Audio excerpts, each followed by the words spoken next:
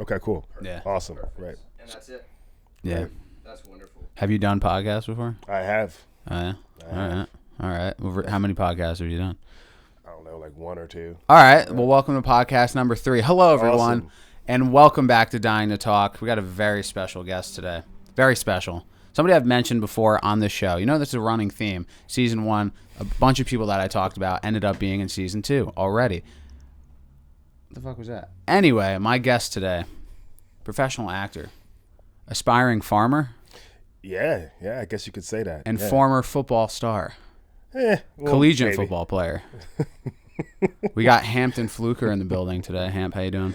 I'm doing very, very well, man. Thank you for having me. I'm Appreciate very it. excited to have you on. Yeah. Yeah, it's probably the most legit guest we've had so far, besides like Jordan Oliver, maybe. This guy's legit. And Ayana, obviously, which was the last episode. If you haven't watched it, go watch it. She's awesome. I love them. Shout out to her. For real. Yeah, hell yeah. Yeah. How's your week going? Week is going very well.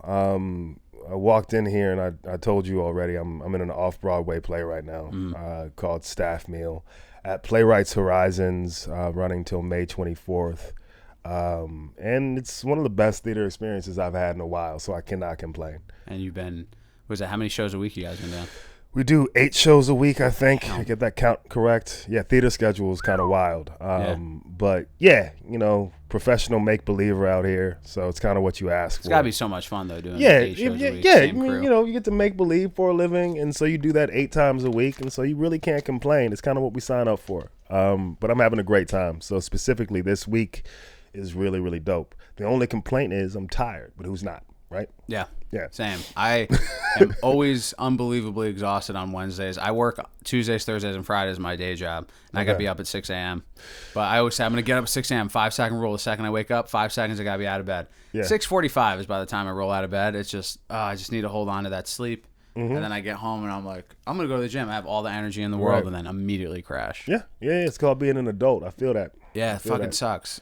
I miss being a teenager and having infinite amounts of energy. Yeah, I remember when I was like in my early 20s and like I could stay out all night long, get like 2 hours of sleep, and like wake up like Winnie the Pooh, just refreshed, looking at the world, interested. Like it does not happen like that anymore at all. That's It really fucking doesn't. tragic. I think it changes at 30. I don't know. At 30? All right, I Yeah. got 5 more years. Yeah, your knees start to hurt randomly. You'll see. Okay. You'll see what I'm trying All to right. say. Yeah. All right. Well, I already got the knee pain from the skateboarding, but my week has also been, I mean, I'm not doing 8 shows a week, but it's been pretty busy getting this whole thing together every week, and Yeah. a couple of other side projects we've been working on, the skate tournament, and then we're working on another thing, which shall remain nameless for right now. That's Don't want fire. to spoil anything yet.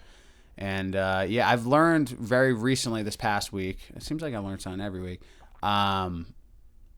Just trial and error with everything, even with the way we're filming this, the way things are set up, like everything's going to be constantly changing. I'm like both critiquing myself really hard and also really admiring myself at the same time. Yeah. It's a weird whirlwind of emotion. Sounds like you're present, man, in the moment. That's Sure what's am. up. Yeah. Sure am Yeah. fucking present. Hell Yeah. yeah. Are you ready for our opening segment? Let's do our opening segment, Let's man. do this get it. fucking thing.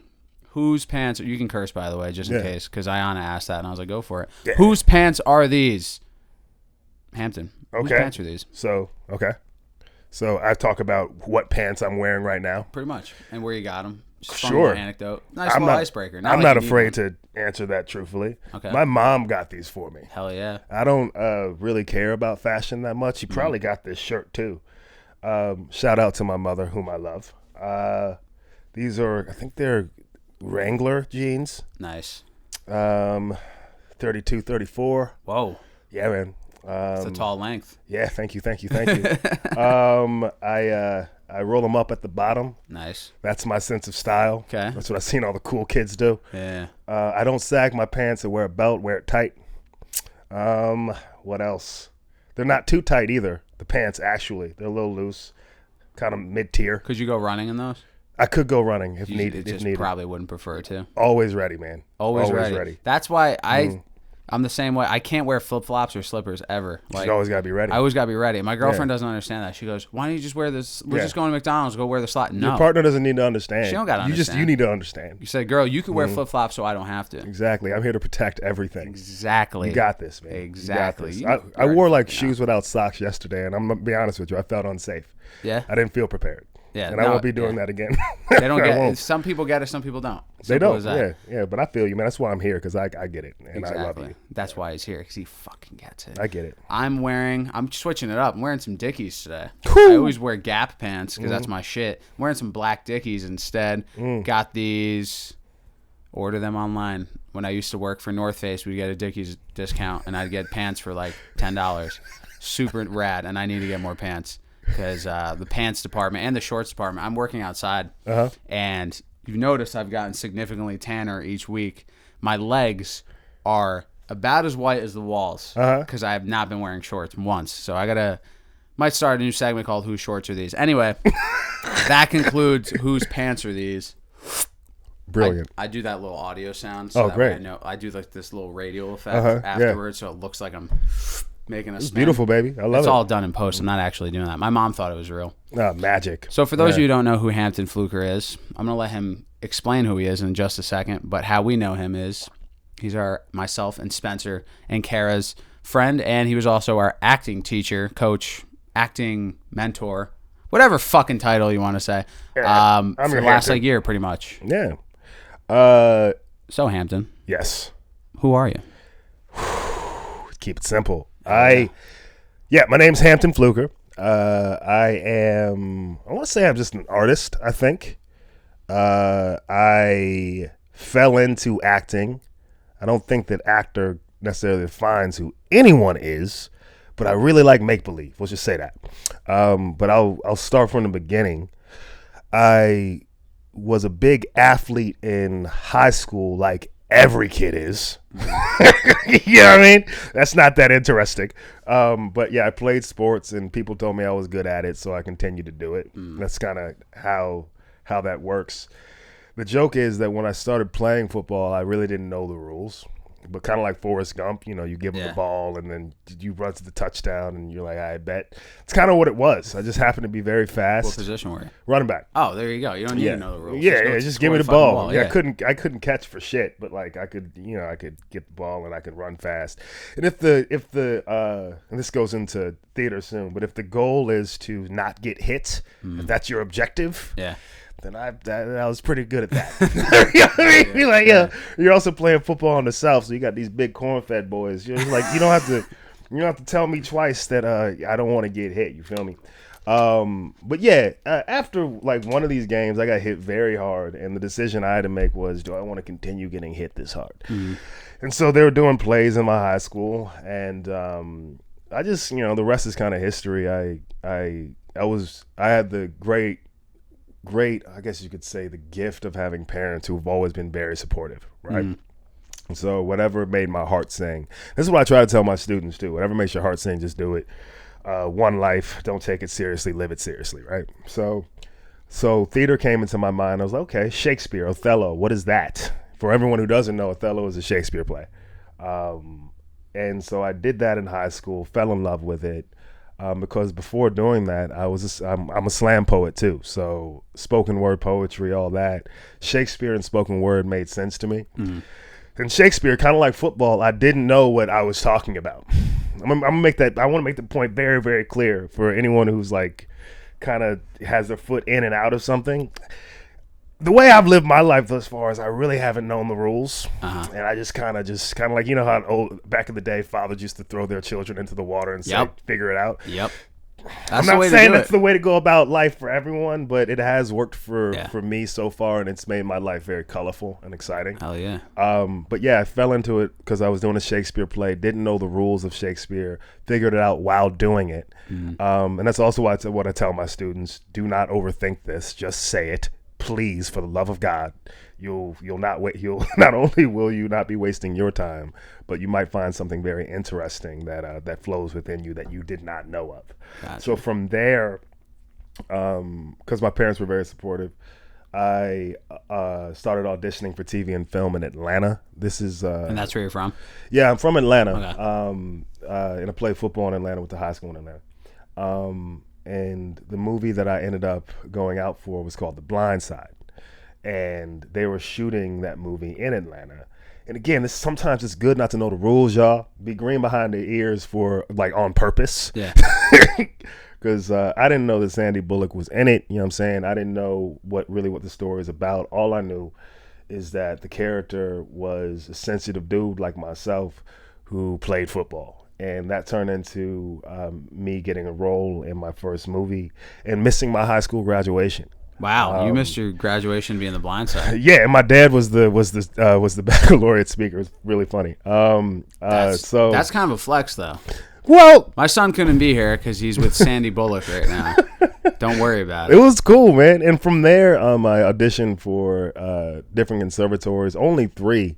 Auditioned for Fordham, NYU, and Boston University. Because again, I didn't know if I wanted to be an actor. Boston University just turned out to just the vibes felt good. And yeah, I just continued to like go and do stuff that I didn't know the rules for. So I started doing like professional theater in Boston. Had a lot of great mentors in my life in Boston take me under their wing and not only affirm me, but also, cause we were talking about this earlier before we started filming this, affirm me, but also really heavily critique me so that I could be better. And there was something in it to where like my ego was eviscerated early on. You apart. Yeah, and like, which is great. Well, you said you went into it like, I remember you said like, I'm unique. Nobody here's got my story, and then your teacher was just like, yeah, everyone has your story. Everybody's got the same story. Yeah, it's like chill out. Like there's a part of it's like if you're gonna play another person, yeah, really that takes empathy. It takes you leaving your ego alone. Takes you taking yourself out of it. And once you get that as an actor, you can really fly high because then you're just an empty book. And you're able to be written upon, right? So it was great to not be applauded. It was great not to be affirmed necessarily and made to feel special, because then the other person starts to be special to you. Strangers begin to be special to you. You become, in a lot of ways, a better human being. And so from that, you can be a better actor because you're interested. Yeah. In like. You're noticing things. Things are beautiful. I don't want to sound like Walt Whitman in this motherfucker, but like, there's like things are more colorful that way. Anyway, Boston, they took me under their wing. I did a lot of professional theater, and then from there left college, got my wonderful manager and started auditioning, doing the New York grind, and got Shades of Blue with Jennifer Lopez and Ray Liotta after two pilots with ABC and one pilot with Fox that didn't go, but I got those pilots. So that just trying to condense it all in the time that we have. But yeah, I hit the ground running. But if it wasn't for my management team, I wouldn't be at the right place in the right time. But I took these opportunities. I'd go into these rooms, again, not feeling like I was the only one who could act. It was one of those things where it's like, yo, if this part's not for me, it's not for me. Someone else got a blessing, right? Yeah. But if you go in there with no ego, I think universe kind of works with you. It's like, all right, yeah, if you here and you really are interested in telling this story and it ain't about the money, it ain't about the fame, we gonna give it to you. You know what I mean? So I got this pilot early, I got another pilot early, and then the third time's a charm. I went in, I didn't even know that Jennifer Lopez was in the room. You just walked in there and go, oh shit, J-Lo. No, I didn't. I really didn't see her. Like, there's someone with a beautiful voice. I don't know how the fuck you didn't see J-Lo, because if I walked in a room and saw her, but I'm trying to tell you something, Mike, man, I'm not fucking with you, bro. Like, there's something about it where it's like if you're hyper focused on character. Yeah. If you're saying, hey, today I need to be, for this particular role, it was Marcus Tufo. Today I need to be Marcus Tufo. Then the producers and the cast, they have nothing to do with that. Yeah. If you actually believe that, right? They have nothing to do with that. So I heard this beautiful melodic voice in the background saying, hey, we have snacks. And apparently that was Jennifer Lopez, right? So I look up at the end and there this beautiful, talented woman is. But again, she had nothing to do with Marcus Tufo. I really want to put that out there. If we can separate the frame around this career and pay attention to the picture, actually, then the frame has nothing to do with the picture. Hope that makes sense. That made perfect sense. I'm looking at all these frames right now. Has nothing to do with it. Perfect fucking sense. And so as talented as everyone else is, as powerful as everyone else is, in that 30, and that's what I try to tell my students too, in this minute or two, if you're able to hyper-focus on someone else besides yourself, you'll wake up, you won't die. You'll still be here. Yeah. It will be a dreamlike experience, but you'll be all right. And for me, that has worked a lot in my career. Whether I got the part or not, because I failed more than I've succeeded. If you want to call it failure, I haven't gotten the part more than I've gotten the part. Yeah. Right. Yeah. Even so, but I felt usually pretty good because I was having fun, make believe. So I wasn't really a part of it. And as long as I'm not a part of it, my stuff isn't a part of it, I'm usually having a good time. And I just wanted to spread that to my students too. But from Shades of Blue, that ended. And then I really missed theater. And I had done theater between seasons, right? Yeah. I've done like off-Broadway here and there. And then All My Sons came up in 2019 before the pandemic. Because I'm a conservatory kid, I knew about Arthur Miller, right? Everyone who was an actor, they would be like, oh, Arthur Miller, O'Neill, Shakespeare, you know, these classics, right? Chekhov, right? So it was almost like a rite of passage to, for me at least, because when I was a kid, I just wanted to be on Broadway. That was huge. So I get on stage with Annette Bening and Tracy Letts and these like heavy hitters, bro. These people I've studied in college. Tracy Letts, like we studied your plays in college, bro. What's good? It was it was so cool.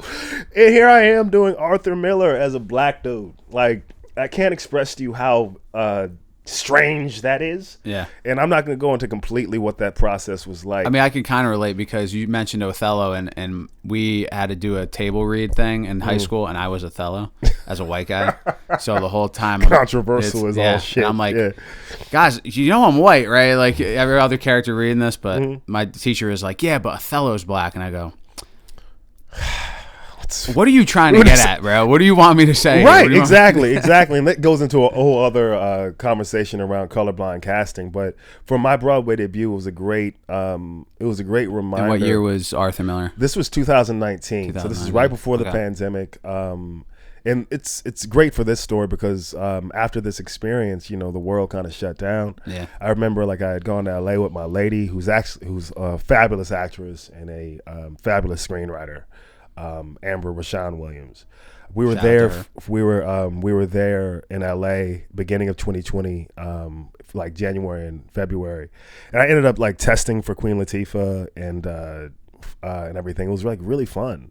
But then the world shut down, and I had to remember that process of All My Sons and during the period where no one was working. Right. Yeah.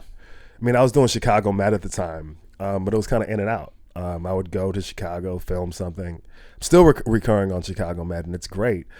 But there was something about the consistency of telling a story like Arthur, like All My Sons, that I completely missed. And so in that depressive state, because I think that we can all relate to that, there was something that happened to all of us. We were like, dang, I really got to sit with myself. Fuck. Yeah.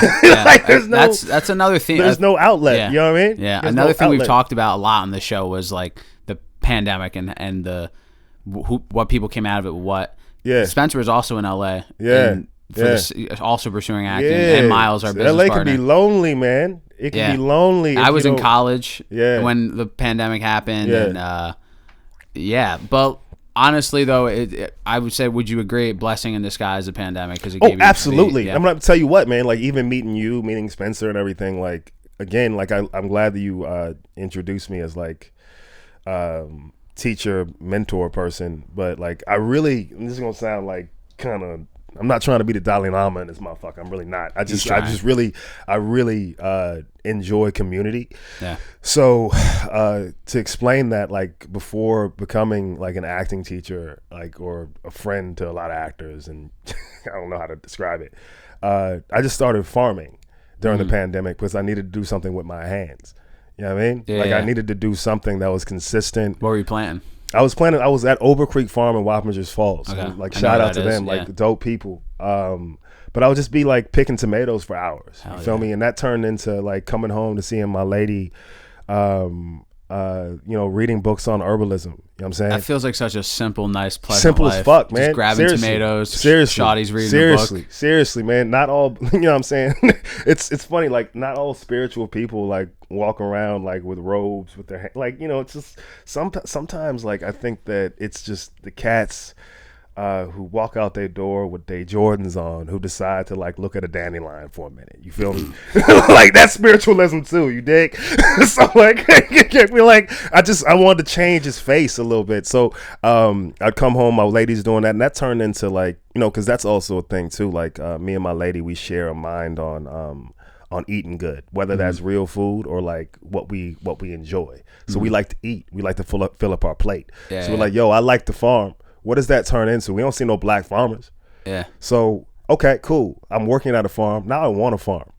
So in order to for farm to be successful, I need to learn what I'm doing. I need to hear it from other people. So I became market engagement coordinator for Common Ground Farm. So I was able to be around a lot of farmers, a lot of business owners who I have mad respect for because I didn't know what I was doing. So I started vending. Again, I went from Broadway, y'all, winning like got nominated for awards and stuff. We were Tony nominated. I went from Broadway to vending for Ober Creek Farm at a farmer's market. And it was the most beautiful thing in the world. Because no one gets that experience. Yeah. No one, like, and people were like, oh, like, how's it? It was like, yo, this is the dopest thing in the world. I get to talk to people about loads of different experiences. Yeah. And a lot of times people don't know what to do with me. Yeah. Because I'm like, yeah, I did that. Yeah, I also did that. You know what I'm saying? And it's like really cool. And these tomatoes are on sale. If you right, exactly. So it's like it's probably a jarring experience, but I enjoy it because I'm actually having fun. So from there, I said, okay, I'm vending at this farmer's market. I kind of want to be a part of the farmer's market in a different way. I want to be on the other side. So I saw the farmer market manager walking around. I'm like, what's that job? And so I ended up working for Common Ground, who stewards the farmer's market, Beacon Farmer's Market. And became the assistant farmer's market manager. And then when the farmer's market manager left, I became the farmer's market manager, actually. So within a year and a half, I went from being a farm laborer at Ober Creek Farm to managing one of the largest farmers markets in the Lower Hudson Valley. And that was really cool. And then from there, I found out about Compass Arts Creativity Project. I'm like, yeah, I really want to, you know what I'm saying? Because a lot of it, y'all, is like direct. Like a farmer's market is kind of like, this is where it came from, to give you like the mental that went along with it. It's like, oh, I'm directing a play. Yeah. I bet. The vegetables is my cast. Well, it's not even that. It's small business owners like out here, different personalities, right? All lovely, mind you, but like different personalities, different things they're coming in with. You feel me? Like, so, someone over here selling tomatoes, man, they might have something going on with their family, but they have to put on a good face. It's an acting job. This is you still got to be hospitable. You still got to get people to buy your product. But you are also, as the manager, aware of what people are going through. So you see that mask they put on. And it's a fascinating experience if you're paying attention. And you gain respect for these types of people. So whether you got different political views, it doesn't really matter at that point. You're meeting on this human level. And it's fascinating. Actually, I feel made me a better performer because it made me more empathetic, more open-hearted. I wasn't as judgmental anymore. There are some people, Mike, that I would meet, bro, who I would never stop on the sidewalk and have a conversation with. Ever. Look, man, I did not fit the mold for a farmer's market manager at all. Gotcha. And yet here we are with these relationships that are budding through experience, through shared experience that you wouldn't get outside. So from that, going into Compass Arts, meeting Gina Shermarge, shout out, she's awesome. She gave me a chance to build the adult acting program there, which you all were a part of, or are a part of. And that became just an excuse again to get like-minded individuals in a room and call it a theater class. But it's really a way for people to come together, and not necessarily for group therapy, but to say, hey guys, because I feel the same way about the class that was created. There are a lot of different walks of life in this class that would have no reason of meeting if it were not for not necessarily wanting to be seen. But I think a lot of people in the class really want to see the other. And therefore there's a reciprocity there. I want to see you.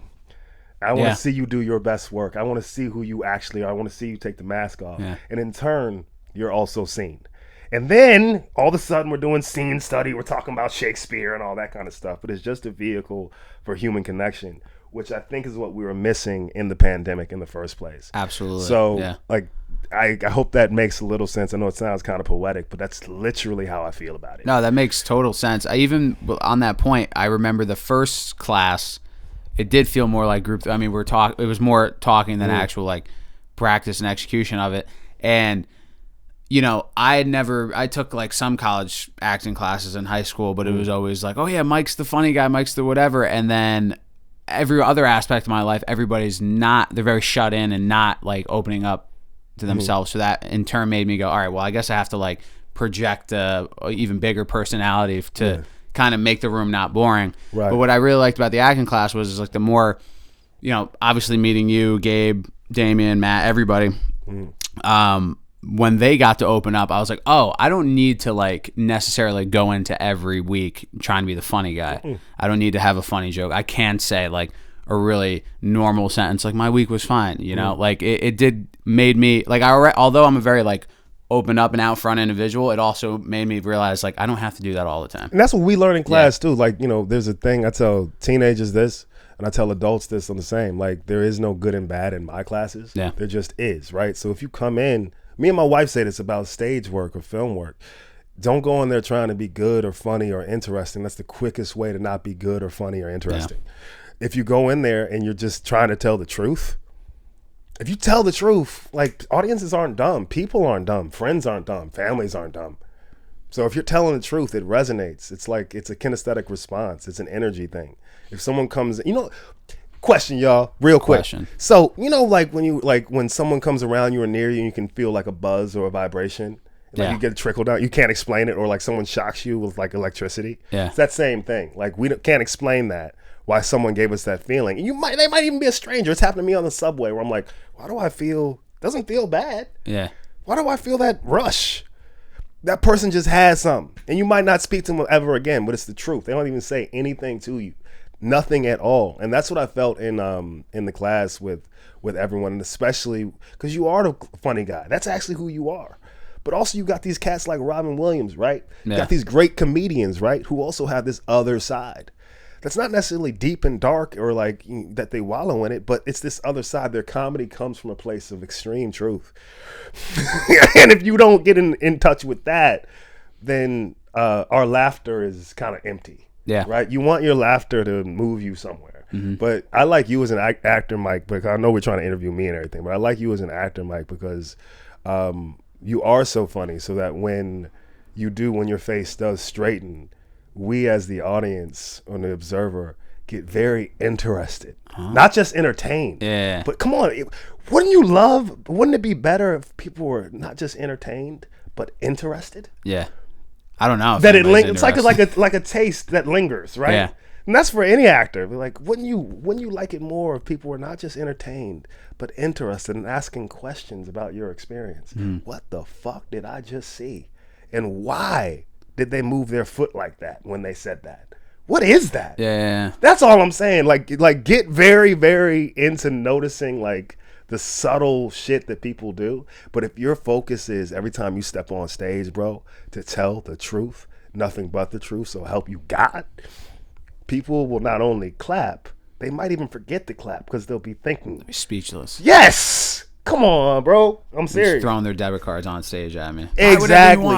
Exactly. Yeah, I wish. But that's how I feel about it, man. Yeah, but yeah, like when you gave yourself permission, when everyone gives themselves permission, including myself as the teacher and as a working actor, because it ebbs and flows. It doesn't always work out. Sometimes you are in your head, right? Yeah. But the magic comes when you give yourself permission to just tell the truth and not worry about how it's going to be received. And yeah, kind of like drinking a tall glass of water, it's going to work out for you. Just real quick, I got to know. Yeah. Because Ray Liotta was on Shades of Blue. Yeah, rest in peace. Yeah. What was he like? I got to know. Yeah, Ray Liotta. He may be my absolute favorite actor of all time. Ray Liotta is wonderful. And, again, rest in peace. I think he definitely passed away too soon. Mm-hmm. But, yeah, I've had the opportunity again to work with some pretty heavy hitters. And when I say heavy hitters, it's not because they're already famous. It's because I've been able to witness them work and see how they work. Specifically, Ray was all about truth. Again, like not really worried about how he's perceived or anything, like not worried if he's popular or not. Really concerned on whether or not his character, specifically in Shades of Blue, was telling the truth. That's all I can really say on that. Like if you see a person pursuing truth to the ends of the earth, it's a fascinating process to watch, especially as a young actor who's trying to figure out, because again, Hollywood is a different beast, as is Broadway. I mean, we can ask any actor, they'll tell you that it's not necessarily just about what you do in front of the camera. Yeah. It's also about what you're doing off of the camera. Your whole life is a play. You know what I mean? And I think that's something that actors who want to work kind of have to prepare for. It depends on what your dream is. If you're an actor who's getting into this to pursue fame, I would not do it at all. I would reroute and do a different dream, because fame is not all. It's not the best thing in the world. If you're doing it for the money, you should also reroute your dream. That is not promised. But if you're doing it because you cannot do anything else, continue this. And I think that Ray is one of those who, I think that he was one of those people, and I think a lot of people do it, who can never deny the truth. So he was a person who came out the womb interested, pursuing the truth to the ends of the earth, and could not deny it, to the point where I think it probably haunted him a little bit. It can be a spooky thing to be an artist. A lot of artists we love, right? The poets and shit that we celebrate.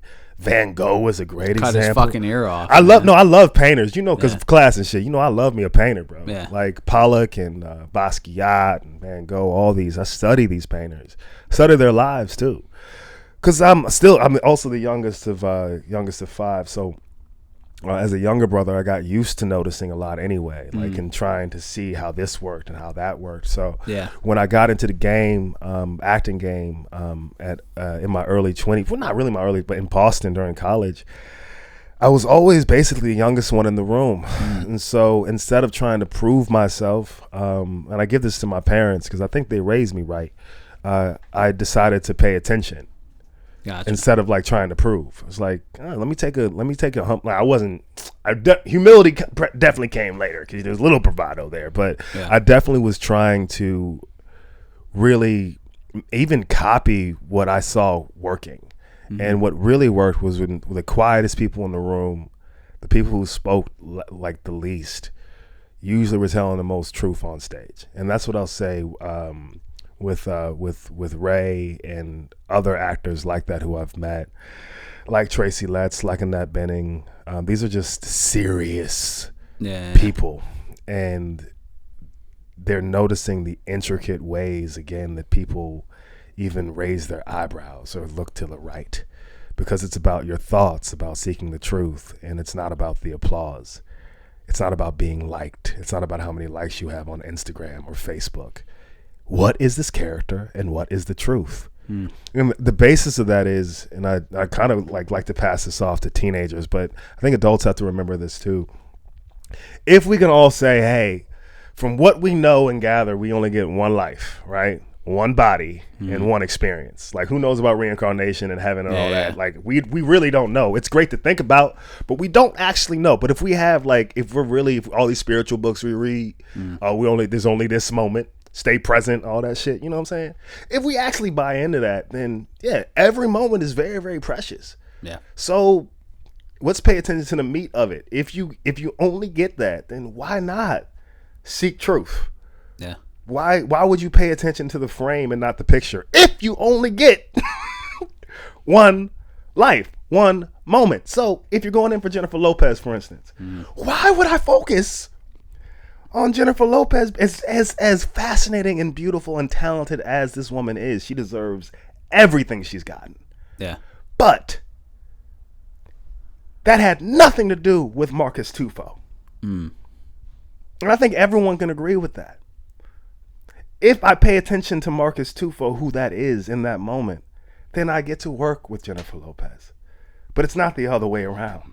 So that one moment in my life, I had to say, hey, let me focus extremely on this, because I get one life, one body. And it was very fun in that way.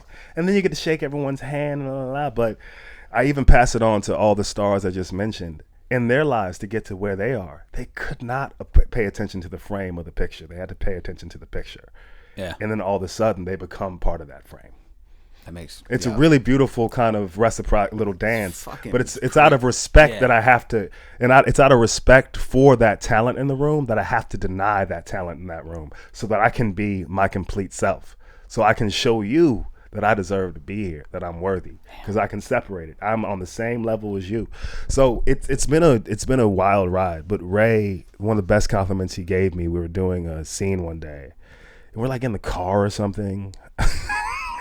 like he was having a quiet day, and I'm really missing, man. I'm so sad that he passed away. But young actor, first affirmation I got on the show ever. He said, "Hey, you're good." This is like the second season. He's like, so we were like, I think I said a line like, this is what I do in acting class. I just say it. I think it was the first time I just said a line. I was like, oh, okay, he's over there. I'm like doing a stakeout scene. It's like, he's over there. Cut. Great. Ray's like, you're good. You're good. I was like, what? He's like, you're good. That was great. One line. So maybe everything else I was doing in the first season, he was like, that was fucking bullshit. You know what I mean? But that one line, he was like, that was truthful.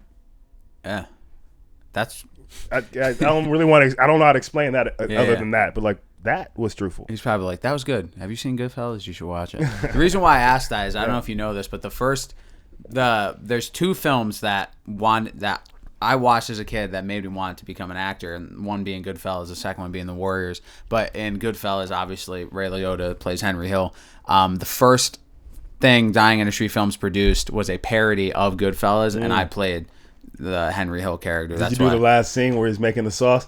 No, actually, we followed. So you have to watch it. It's called Skatefellas. Okay. We followed it all the way up until essentially the Billy Bats storyline. Okay. Which Spencer actually plays like the Billy Bats. Yeah, and we you do. whack yeah, him. You do. You fucking. And we throw him in a fucking. But after that scene, it turns into its own my like original like. But by that point, the movie it's a parody, so it like knows what it's doing. Just watch it. It's called Skatefellas. It's 40 minutes long. Next time you're on the train, pop that sucker in. But that's why I asked the Ray Liotta question. But bet. And I gave you the whole skinny. Yeah. That the paying attention to the picture and not the frame thing blows my fucking mind, because it's again like time and time again you say something that makes total fucking sense, and it's just like the practice of what you're telling us, like what you're expressing in class, or even right now, or even the few times we've gone out for drinks and just hung out. I'm just like, damn. Why the fuck have I not thought about that? It makes so much sense. Like, picture, not the frame. Damn, dude. Also, if I may, really, I just feel like a lot of this happened when we went out. This happened during our class and when we went out at the end of our class, and it's happening now as well. It's just, I feel like the things you tend to say are just, maybe they're just very pertinent to life very generally, and I think Mike and I are in a very transitional point in our lives where it's like, this is the knowledge that is like, helps you form what you want your life to be, basically. And it's just awesome. Very pertinent, very relevant. I feel like it's awesome. Yeah, I think the actors like too, because you said like you got a day job and shit. Like, I think that if you can find art in, well, there's a quote I heard the other day talking about like shit that I say to y'all, but there's a quote I found the other day, and I forgot who said it, but that being in love is the highest form of art, right? If you really look at that, be like, if you're, me and my wife say it all the time, like in a relationship, if you want it to work, and me and my wife were like, that's my best friend, that's my homegirl, right? Yeah. And we were best friends before we got married, so she knew all my shit anyway, you feel me? So like, there's really no poetry to it. It's all prose, baby. Yeah. So like, but art is the highest form of, being in love is the highest form of art, because you have to stick with it. There's reasons in the season, there's ebbs and flows to it. It's not always pretty, it's imperfect, et cetera, et cetera. So if you have your day job and you have things that don't look like art, it's kind of opposite day in your head. Make that art for yourself in any way you possibly can. If you're working at a parking lot, if you're working at McDonald's, if you're working at Chick-fil-A, like whatever. How is it art? How is it beautiful? And if you do that, then I got a feeling that like a smile will come across your face if you can. Because the best artists, like Edgar Allan Poe, like died on a bench, right? Didn't die in a glorious way. Van Gogh died with a stomach wound. You feel me saying? Basquiat died from an overdose. Elvis died on a toilet. You know what I'm saying? This is not poetry, y'all. Yeah. So you gotta find art in sometimes the mundane and the very ugly.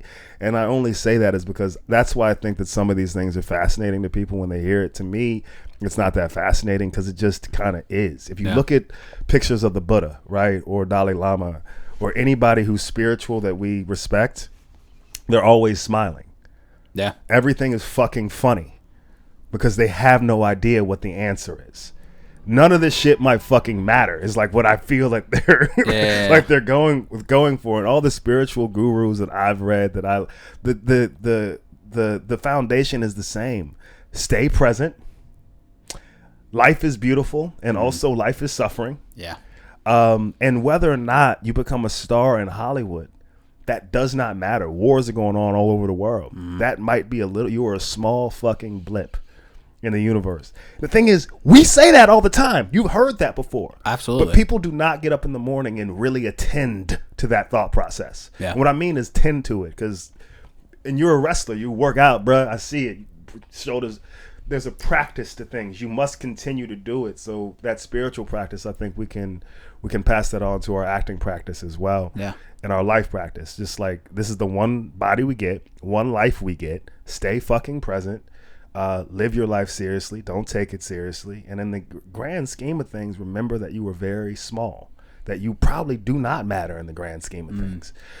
And I say that because once that happens, then all of a sudden, all the colors of the world can come into your body and you can express them because you're leaving yourself alone.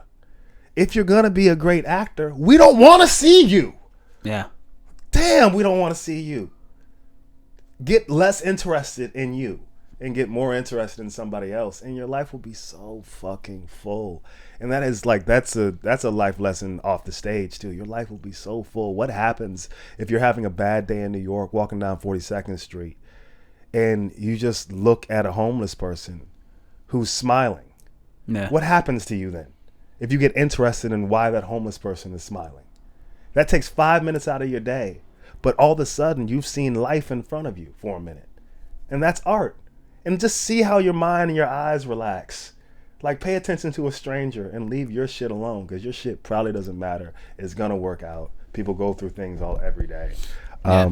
But I don't want to preach to you, Mike. I'm just saying, dude. It's very important to, like, not think about yourself all the fucking time. So this level of profoundness that you definitely have, for sure. Like, for myself, Spencer maybe can agree with me or not. Like, the mundane for us, and I get what you did just explain about, like, fine art and everything. Like, the pressures and the issues that we deal with, like day jobs, home stuff, whatever. Because when I'm present in, like, on stage, in class, on set, doing whatever, like, I'm there, you know, everything that you're saying fits and gels, but a lot of the outside, the bubble that I want to be in, when I have to leave it for a little bit, every time I go back into it, it takes me a while to just kind of, like, shed all that off. So do you, like, when you were a working actor, you were just acting? Did you have a day job? Did you have anything? Yeah, man. First pilot I shot was for ABC. It's called Warriors. Yeah. This was back in what is Shades of Blue? 2016. This must have been like 2014 something.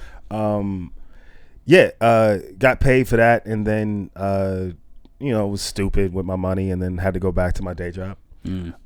So I've had a lot of humbling experiences around that. But you're saying, like, how do I shed off? Because, well, when you stop painting, like, I'll say this, Mike. Just because if I get like a acting role doesn't mean they're special. Is what I'm trying to say. Oh yeah.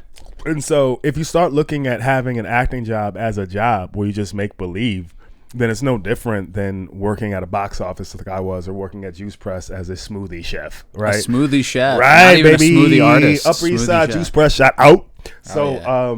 No, but there's really no difference in that, and that's what I mean. Like, if you really hone in on art, is there art in every single thing you do? And also, there's a superficial side to everything too. Like, I don't want to look at acting as acting because it feels fake. I want to look at acting as a spiritual practice, so that if I'm not on TV and film, if I'm not on stage, I'm still practicing spiritually.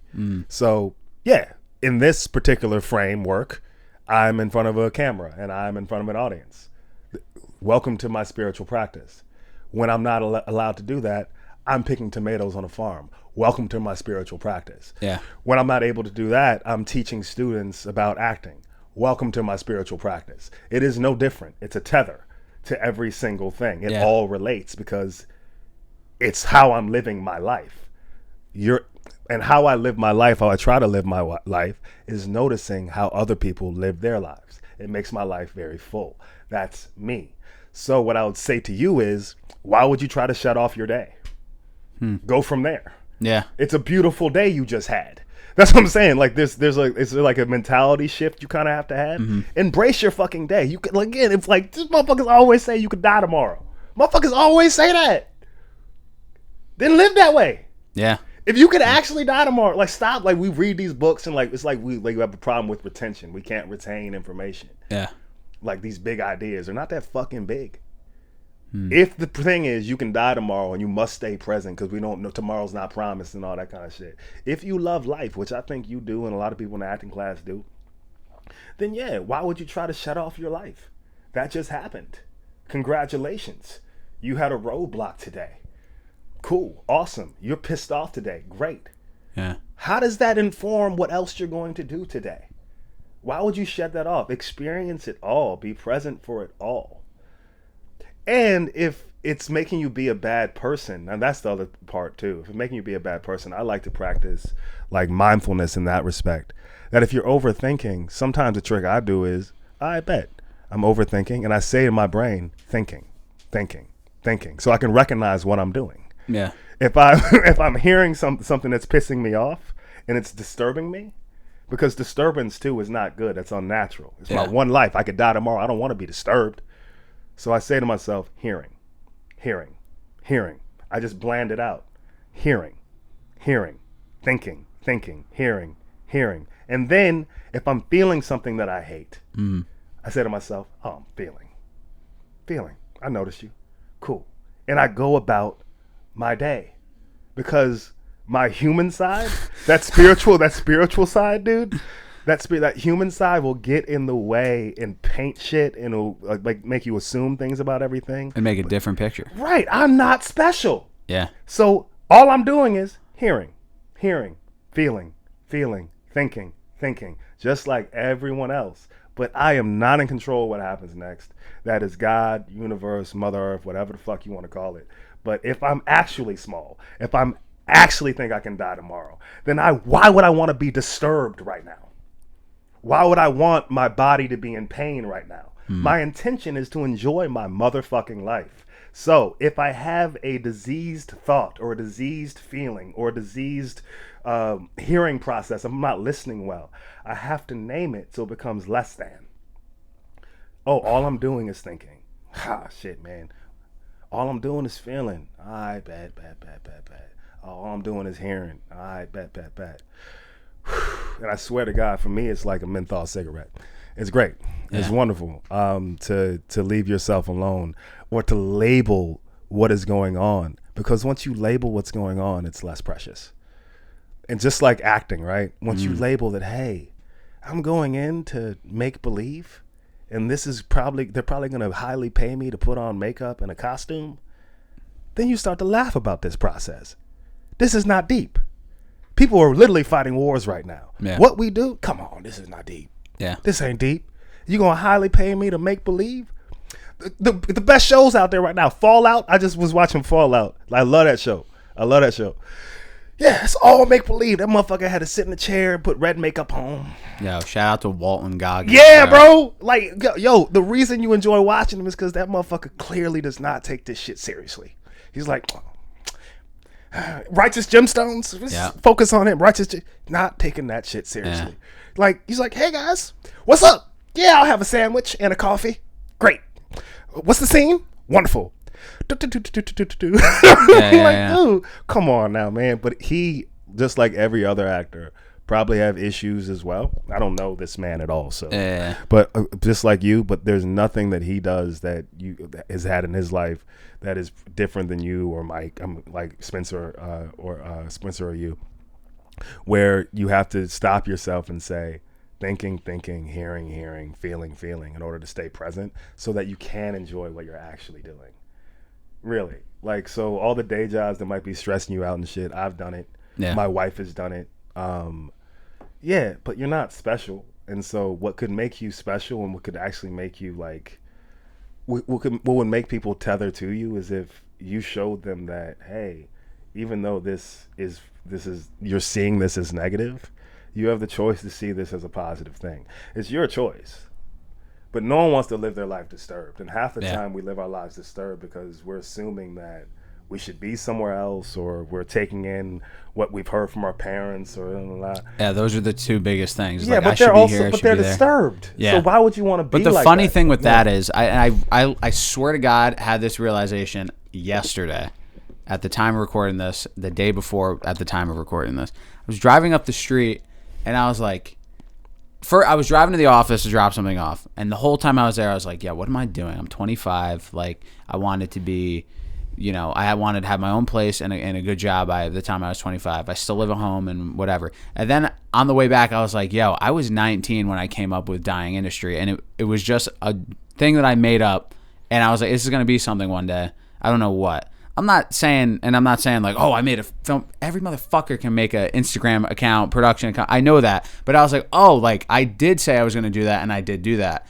And my goal when I was 19 was to pay rent for the rest of my life at 25. Like, then I was like, wait, but I've done all these things. I've done a bunch of movies, and like I have freedom.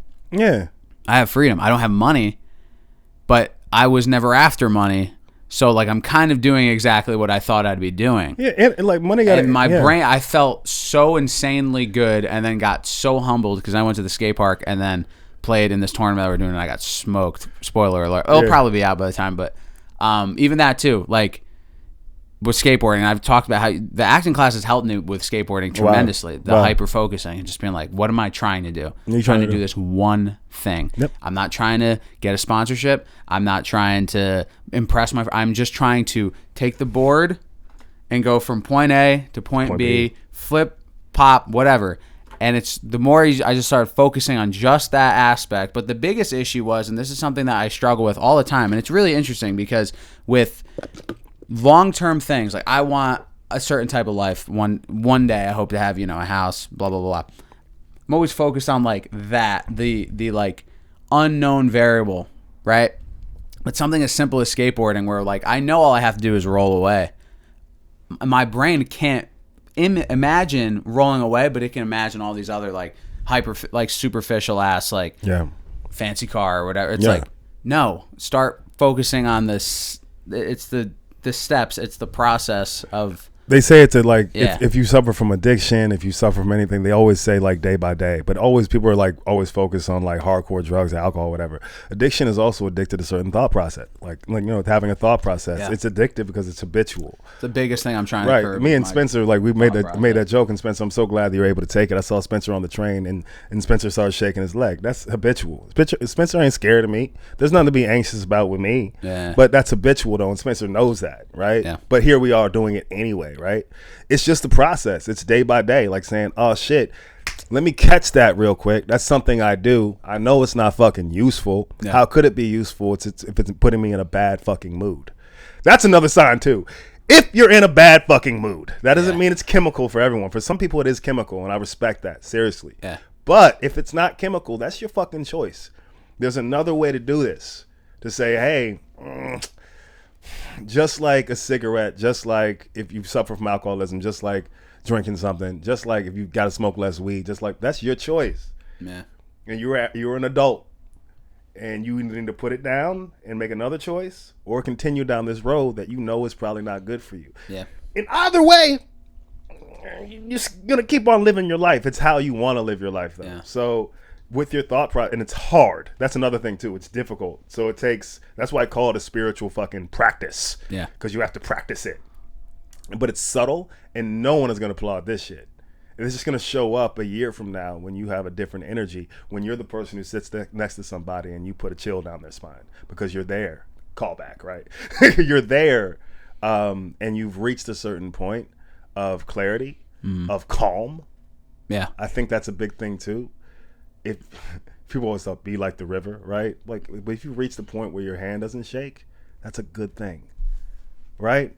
That's just it might be caffeine for me. No, right somebody said that to me the other day. She was like, I was filming this. This is actually a while ago. Because it doesn't matter. Because it doesn't. Because like if you, that's why the Buddha is laughing, right? That's why you see these, because it doesn't matter.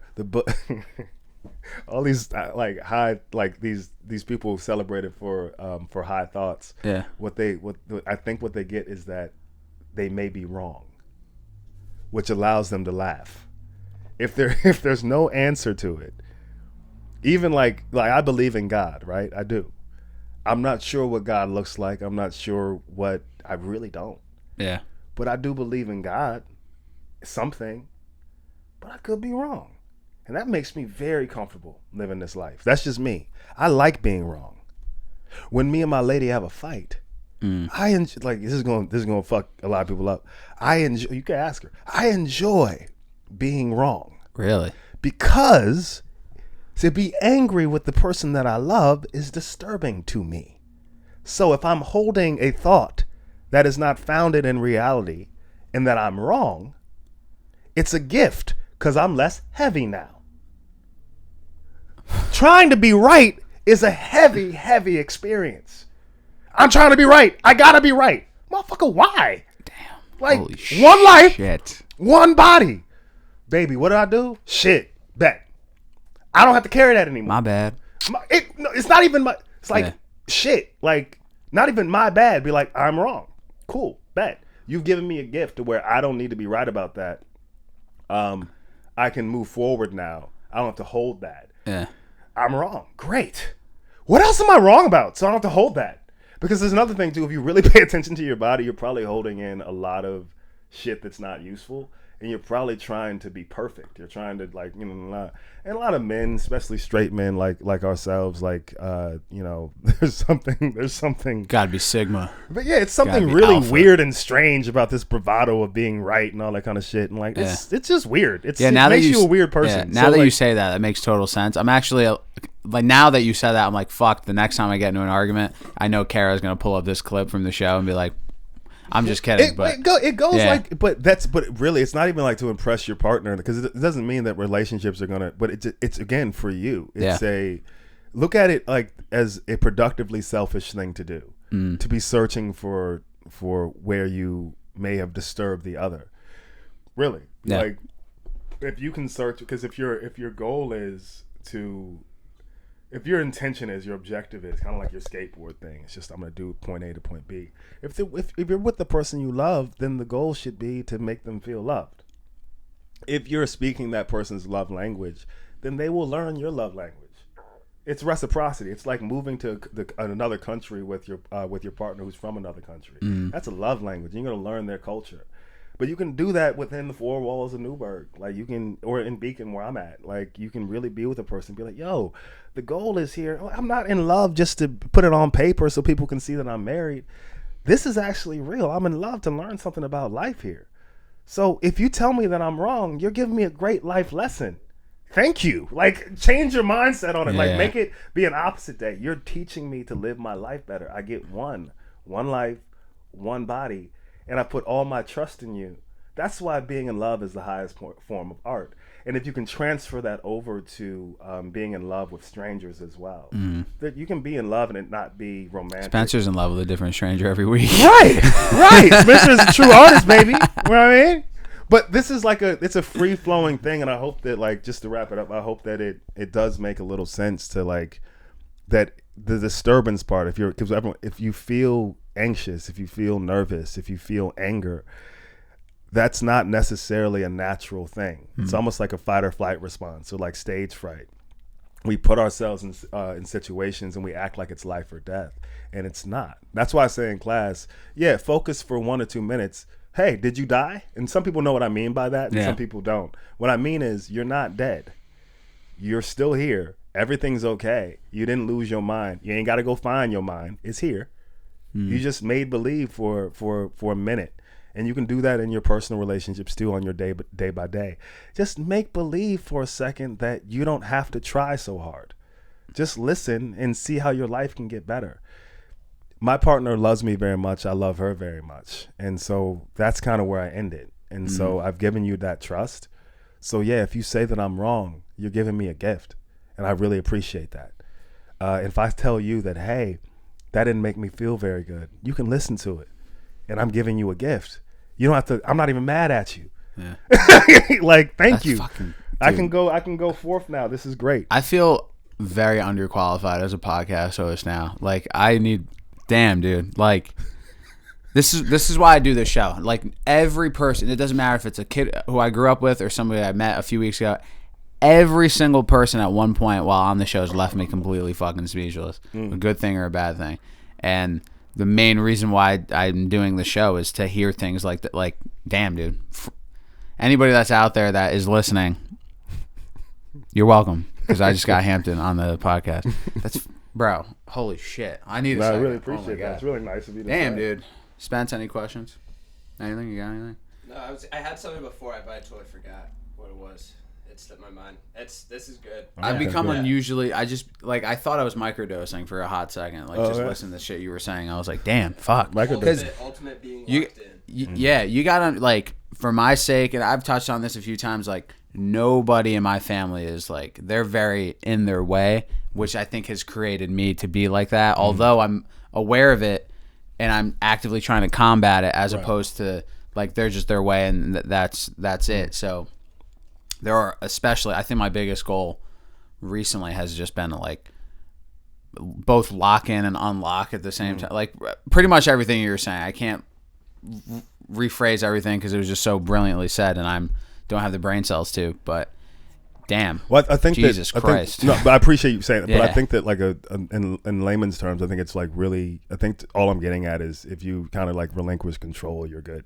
Yeah. I think a lot of times if your family and friends are in this mode, because we're told to be in this mode, right? Yeah. Like, where we have to control a situation. Yep. And we say in acting class too, if you're trying to control and plan a scene, it's not going to be a good scene. You're not living in truth, et cetera, et cetera. But if you get to the point where you're not trying to protect yourself necessarily, you're not trying to control a situation, you're not trying to control your life, and you let everything flow. I mean, it's what I'm saying is not actually profound. I think that because it's to me because I never heard of it. Well, before. yeah, well, it's in the Bible, it's in the Torah, it's in the Quran, right? This is ancient stuff, and all I'm saying is if you break it down, it's a simple fact. Like, let universe be in control of what's going on, and try to live your life to where you're not disturbed. And if you feel a disturbance, just know that that's probably not love in your body. And so if you want love, you have to really search for it. Because again, the picture thing, the frame is going to really, really try to test you. That's where the anxiety, the outside forces come in, right? But the picture is really fucking beautiful. I want y'all this is an acting assignment for you motherfuckers, man. All right. Homework. In here, I really, really want you to see all the details in these pictures. That's what I've been doing this whole time. You've been, like, mentioning, like, just like I'll break look at away it. every 2 seconds and go. And then, frames. And then for anything, it'd become a practice of not thinking about yourself for 5 minutes. And if you do that, that can turn into 10 minutes. That can turn into 20 minutes. Damn, I got to start doing that. And then in I don't think 10 there's ever been a years, moment where that I might haven't. be a whole day. And what a gift it will be. Yeah. Where you can go up, like, lay your head down at night and be like, oh, I haven't thought about myself for the whole day.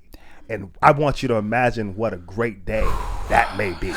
Seriously. I have no idea what that. I can't even imagine. I can't. Right? I can't. Right, but Spencer, imagine what kind of actor you'd be. No, literally. Bro, it'd be fucking wild. The whole thinking.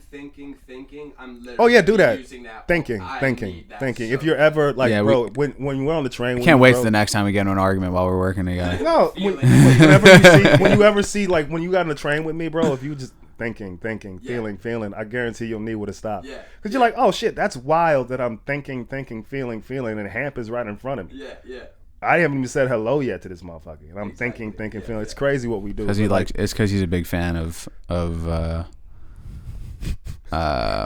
fuck. Oh my god. What was the name of the fucking show? Shades of Blue. There we go. That's what it is. Yeah. No, your parents watch. What did your parents watch? They watched Chicago Med. The Chicago Med. Yeah. That's a good show. It's funny when I started taking your acting class. My mom was like, "Who is this guy?" And I was just, "Oh, his name's Hampton, yada yada yada." And then, like, See, my mom thinks the pinnacle of theater, acting, whatever, is like cop shows on like cable television. Yeah. So when I said Shades of Blue and Chicago Med, she goes, "What? Really?" And I'm like, "Yeah." He's also done a bunch of other stuff. Yeah, but that's the show with Jennifer Lopez and Ray Liotta. And I go, "Yeah, I know, Ma." My mom does this thing recently where she's like, "Hey, do you know they're filming over in Wappingers?" I go, I think people that don't work in the industry think everybody that does like have like an app that tells us who's filming what and where. Like I don't know. That's great. That's cool. Whatever. The biggest thing recently, I've been trying not to become bitter at myself and at others. This is something that Miles's mom talked to me about. She was like, you can't look at other people and what they have and what they do. Yeah. And that's something that Sam Afron, who was a guest last season, talked about. And it's especially very embedded in my generation, Spencer's generation, because I'm about like 10 years younger than you, I believe, because of social media. And especially when you become if you want to become an actor and work in film and you're seeing all these other people doing stuff. And there might be people that look at us and are bitter, like, I want that, which is crazy because, you know, you can have it. But, yeah. And it does go back on like, bro, leave yourself alone. Yeah. Leave yourself alone. No matter what happens to this world, like whatever, the only thing that remains is that in terms of the acting tradition, and I will die on this sword. Philip Seymour Hoffman is one of my favorite actors. Rest in peace. Right. It's all the actors who weren't supposed to be there. You know what I'm saying? Who then there's a bunch of, I used to say like there's a bunch of Philip Seymour Hoffmans right now, like probably cleaning bathrooms, right? But if we get away from the celebrity, which just means celebrated person, if that's what you want, yeah, cool. And you might, but you're probably not going to be the happiest person in the world. If your goal is, again, I just want, like, especially my students, because I'm trying to do this for myself, I want it to be a spiritual practice for y'all. I want every single thing you do to be about the other person. They say acting is 99% listening, acting is reacting. And the only reason I think this sounds profound is because it's being applied to life. But I really believe that. I really believe that is life. If you might want to be a wonderful actor. Yeah. And Spencer, if you want to be a wonderful actor, great. I would go a step above that. Try to be a really, really fucking good human being. And what I mean by that is not just kind and shit like that. Yeah. No, respect other people's fucking stories. Respect their trauma, their holdups, more than your own. Imagine what that would look like. Be like, respect like their anxiety. Respect them. Like, don't get annoyed by it. Don't get, when someone yells at you, don't be fascinated on why they yelled. It's a different process, but it's like that is an act of fucking love. Be like, you're disturbed right now. Not only am I going to take it into my acting practice and do a play, but I'm also, as a human being, going to be here for you to be a vessel to whatever that is, so you can leave your disturbance alone. I really want to take that from you. I don't want you to have to do that anymore, right? So all that said, yeah, probably comparing yourself social media, yeah, you're 10 years younger and shit like that. But let them have that. Let them have that. Well, everyone's pretty disturbed, the thing, right? But like if you want to be a great actor, because you know these great actors, they're doing Marvel movies, they're doing this, they're doing that, but they're just not all up in the tabloids and shit. They're not doing all that. There's actors out here who really just do it for the love of the art. I don't know if I want to say double-edged sword to that, but like the celebrity, the celebrated person versus the, like, I 1000% will never, don't care how much success I reach, you will never catch me at a fucking Met Gala doing that. That's not for me. But the reason why I bring that up is when a lot of young people decide they want to become an artist, and a lot of other people's interpretation of an artist is celebrity, is somebody famous, is somebody rich, they're told, no, you shouldn't do that. Like, the biggest thing that I used to get was like, oh, what do you want to be like, Tarantino? Oh, what do you want to be like? You're like, you're referring to me or comparing me, somebody that decides at a young age, I want to do this thing, and going, oh, what are you going to be like, Leonardo DiCaprio? Who do you think you are, The Rock? It's like, no, you say I'm Mike, baby. Yeah, exactly. Yeah. But it can be very like, some people hear that and go, I guess you're right. How am I ever going to get to that level? But at one fucking point, those same people that the older person is referencing, there was also somebody else that was, you know what I mean? It's just like the lines of I think being an artist versus being like just a successful person has blurred. The quote that I love, Mike, is those who think that it cannot be done are usually interrupted by those doing it. Yeah. It's one of my favorite quotes. Those who think it cannot be done are usually interrupted by those doing it. And it's not, to me, I used to hear it as a violent thing. But again, it's also, to go into this theme, it's a way to settle down the disturbed. I'm interrupting you while doing it. So I'm an example now that, hey, I get all that, your critiques, your who do you think you are. Mike, if you could look at these motherfuckers and be like, I think I'm Mike. I don't suck my dick. I'm gonna focus on who I am real quick. I hope that that's an example to you. That would be great. I don't actually tell him that. I know you don't, Mike. You're so you be like Mike is one of my favorites too. Shout out. No, but like I really hear you. And I would say this too, bro. Like me as an actor, I call myself like a slam poet, actor, activist farmer, Reiki master, leadership consultant, artistic director of Fable and So. I'm a lot of shit. And what people might focus on is like a TV show I did. Like my mom. Yeah, but that's like one thing I did, bro. Yeah. And I think that is rare to like, but I don't wake up in the morning being like, yo, man, I was on this TV show. I wake up in the morning like looking at my dogs. We're about to go for a run real quick.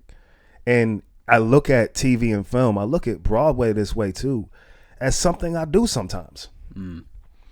I don't know how else to put that because it's as important as picking tomatoes to me. And that's probably why, because my goal is like when I have children to like, make sure my children know that they ain't got to film everything, that they could be in the moment of the moment and gone with the moment, that they don't have to be witnessed in order to have a beautiful life. They don't have to tell everyone what their accomplishments are or embellish to have a beautiful life. Harder to do. Right. It's becoming such a norm. Like I went to the beach today. Look at me at the beach. I got drinks after. Look at me again, drinks after. Yeah, it's becoming the norm. But again, one life. This is the last time I say it. One life, one experience, really. So that we know of. Yeah. And we all have questions about God. Since we have that, then do I really, really, really want to? And this is a question that I've asked myself, and me and my wife we connect on this. Do I really, really want to spend my one life making sure that people have seen it? No, I really want to make sure that I'm present for it. Yeah. If I'm not present for it, then I've wasted it. I would like, if you see it, great, wonderful. But it won't be because I've put in 99% of my energy for you to see it. It's because that we've met organically in some way, shape, or form. This acting class, this Beacon Farmers Market, all of that. But I really want to see my own motherfucking life. Thank you. Yeah. I really would. That doesn't mean I don't take pictures. I don't mean that. That don't mean I don't document on Instagram. Yeah. But the reason why you document it, the reason why you it's to let people know there's a place. There's a place to come to. We're doing acting classes and shit. Oh, there's a play I'm doing. Yeah. But it's not the anchor of my existence.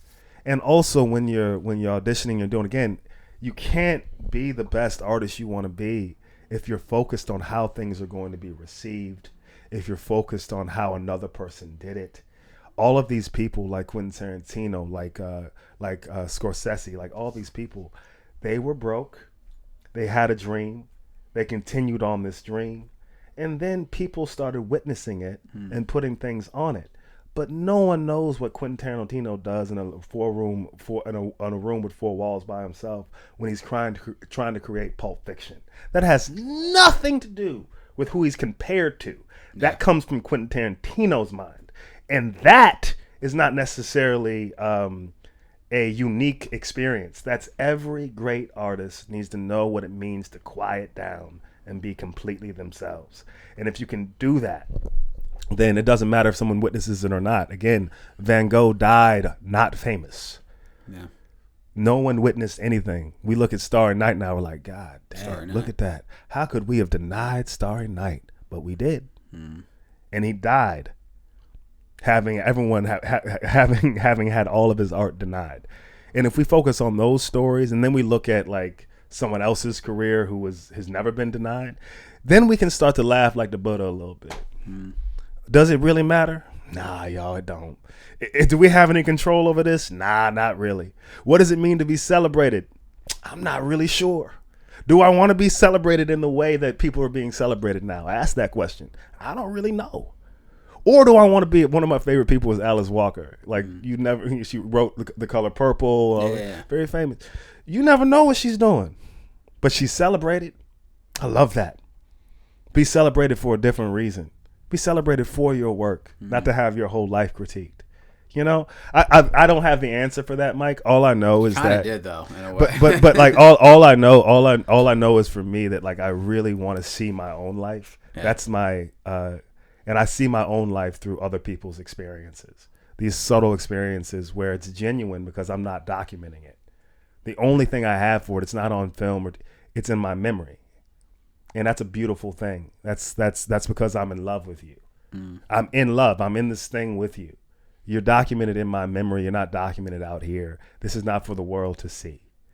And that's why I do the class the way I do it. That's what I'm trying to live my life now at 33 and beyond, to continue in that vein. But I want to see my life. I'm not necessarily interested in other people looking into my life to get away from theirs. I really want them to see their lives too. Like what's this? It's great, social media, great, and how you're raised is probably much different than how I was raised because of that gap and because of the access to information. Yeah. But yeah, I am not jealous of where your generation finds themselves, in trying to get back to truth, to quieting down, and to not comparing. But I do think there's ebbs and flows to human existence, and I do think we're gonna hit a head. Like every decade is different. And I do think that there has to be a come to the Lord or come to the universe moment. People call it come to Jesus moment, where we have to really look at how we're connecting with one another now and the superficiality that's embedded in it and what that's going to do to future generations going forward. That are we going to really be able to connect heart to heart anymore if we don't put our phones down, if we don't put our cameras down, if we are not able to look at each other in the eyes without shaking and getting nervous? That's going to really fuck us up later on. And so it will probably take artists to be warriors of truth in that respect, to reteach people how to be human beings. And like, I love the term human being because you're human and you're being, right? Yeah. So how do we be with each other? Not how do we think about each other?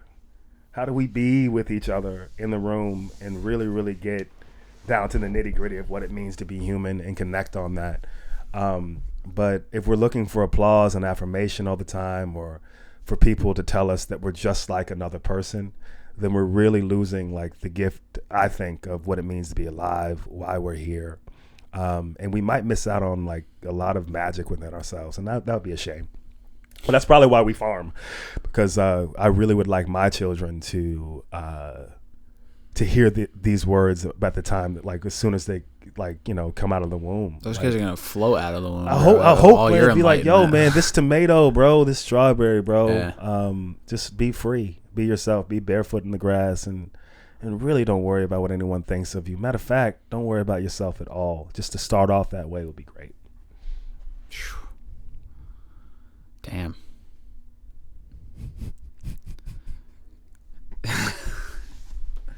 I got it all figured out now. I'm going to be perfect going forward. Anyway, on that note, it's time for Ballin' at What Cost. All right, so here are the rules of Ballin' at What Cost. You're going to list 3 items, and you have to list them from least expensive to most expensive. Okay, cool. Very simple. All right, so we have, right now we have a Ucene Deluxe Garden Hoe. Cool.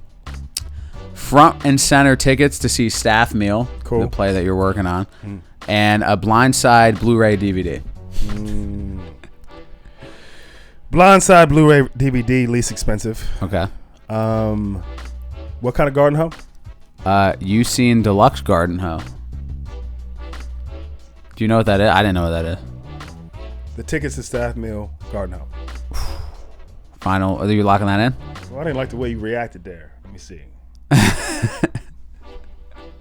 Switch this. Okay. Well, I forgot how much the tickets are for Staff Meal. Fuck. So humble. No, I'm just kidding. Let's see here. Nah, okay. Blu-ray DVD. Garden staff meal. All right, I helped you out on that one, but that is correct because I did the. He ain't help shit. Cut that. Yes, it was the Blind Side Blu-ray DVD. That's really fun. I didn't even think we always try to come up with stuff specific for the guests. DVD, man, $3. Yeah, $3. It was like $7 for what? Hey, it's the Steelbook collection, bro. It comes with I don't know. Yeah, and then the hoe. And then that's a cheap hoe, and then the front row center tickets. That's Mike for you. The staff that's meal. Mike for you. As we close it out, what do you got coming up next? Just to staff meal ends on May 24th, and then me and my wife are continuing to get our farm prepared to start our theater lab up on it. Hell yeah. Fable and Soul Theater Farm in New Windsor. Really excited about it. And then auditioning for TV and film, all that jazz. Currently recurring on Chicago Med. I play Michael Goodwin. Yeah. But yeah, man, what I got coming up is exactly what this interview is about. Day by day shit. Staying fascinated. Trying to be less disturbed. But yeah, letting it all flow. Yeah. I hope that makes sense now. Yeah. All right. And on that note, all the guests on this show get to have the chance to either come home with some cash or what's in the mystery box. Bet. So you can have $20 or what's in the mystery box. Give me the mystery box, bro. We're going mystery box. Here you go. All right. That's very sweet, Mike. You're welcome. It's in that Martha Stewart Liquid Death. Fuck yeah. I get these dinosaurs? Hell yeah. You get to go home with a handful of dinosaurs. My wife is going to love this. She's like, what'd you get paid? I got these dinosaurs, baby. I'm out here balling, bro. She's like, you did what, honey? Yeah. This is great. Thank you guys so much. Of course. Hampton, good luck with everything, and I'll see you soon. Thank you, everybody that stayed to the end. Like and subscribe. Follow us on Instagram, Apple Podcasts, Spotify, and YouTube. Hampton, thank you. Spencer, thank you. And thank you, audience. Peace. Be easy. Later. Hell yeah. Cut. Damn, I didn't realize.